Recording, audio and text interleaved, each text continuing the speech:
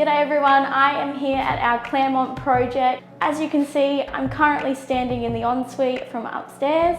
The bench top has gone in, cabinetry is in by Gawler Customs.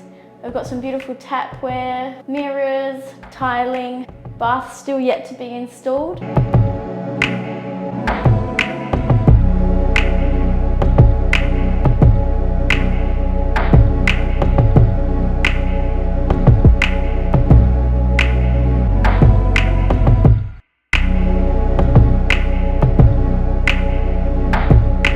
We have just had the balustrade go in for the staircase.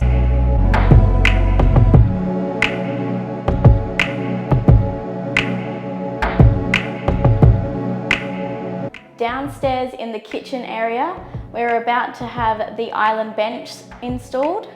Come along and see what else has been going on.